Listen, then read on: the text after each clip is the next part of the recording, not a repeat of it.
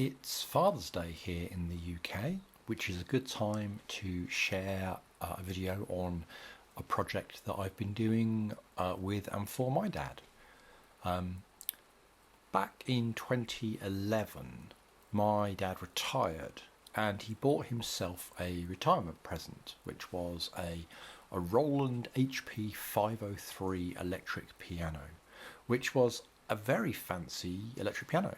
It's a big heavy instrument that needs two burly men to carry it upstairs, and it has 88 nice weighted keys that are realistic hammer action enough that the ABRSM will allow you to sit piano grade exams using it as an actual piano.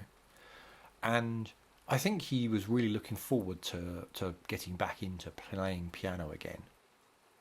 For about the first 5 years, I think he was fairly occupied doing childcare for my son.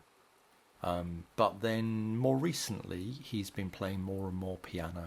And as my kids got into music, we have a bit of a deal where he'll record a piece and send it to them and share it with them, and then they'll record a piece and share it back, just to keep everyone playing.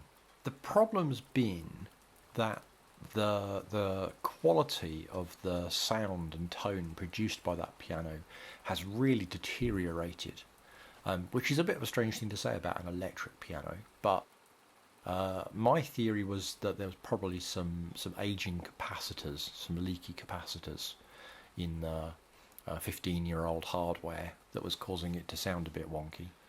This is my dad playing a piece, and you can hear it just sounds a bit weird. I've had some more expert opinions that have suggested things like some of the logic chips that hold the samples can actually deteriorate over time if you don't reflash them.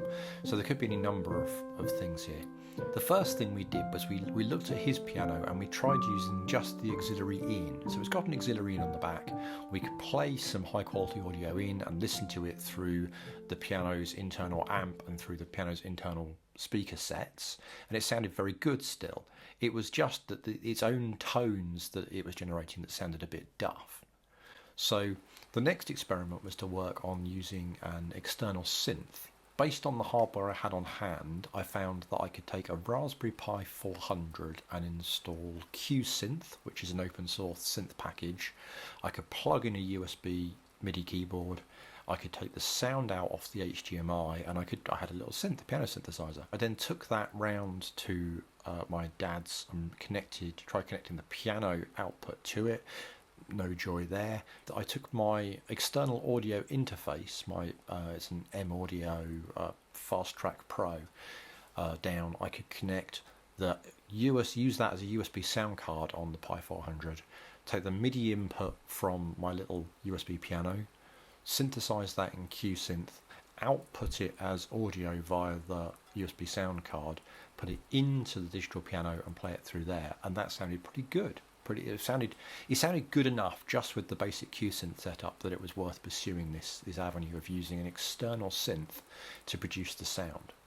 So then we put some actual money into the project, and I bought a proper external sound card for the Raspberry Pi. I'm using the Pi sound here.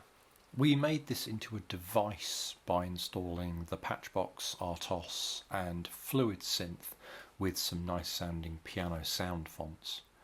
Having mounted up the Pi sound on top of the Raspberry Pi, I used a 3D scanner to produce a scan.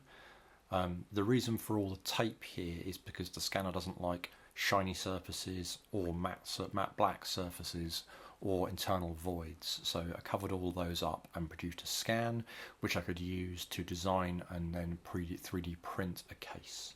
So here we're testing the first device by taking the USB MIDI out from the piano, using Fluid Synth to synthesize the audio and then to pipe that back into the auxiliary in of the piano.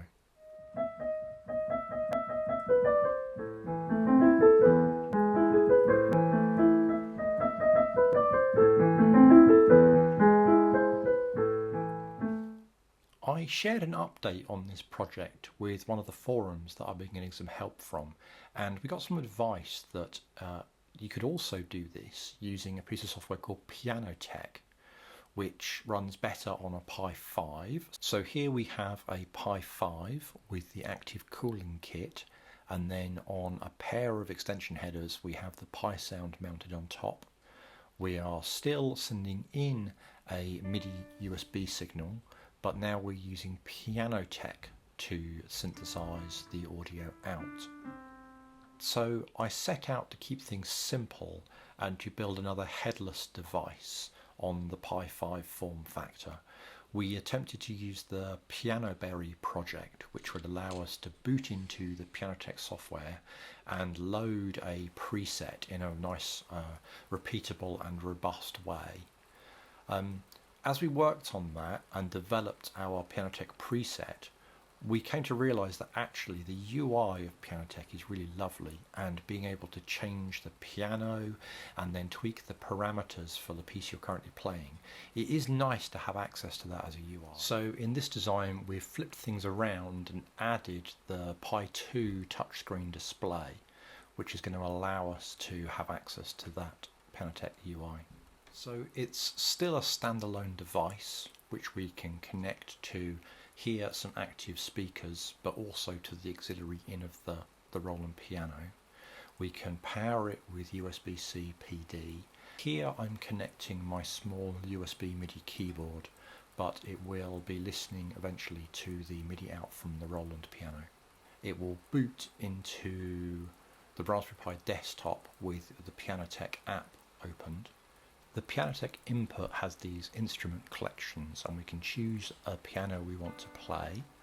We can also tweak the parameters for how the inputs from the keyboard are going to affect the tone generation, so we can get the sound that we want out.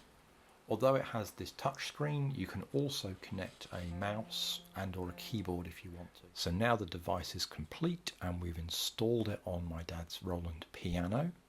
And although you can't necessarily hear it in the recording here, it sounds absolutely fantastic in person.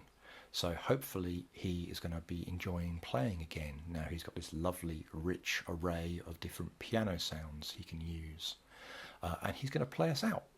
So thank you very much.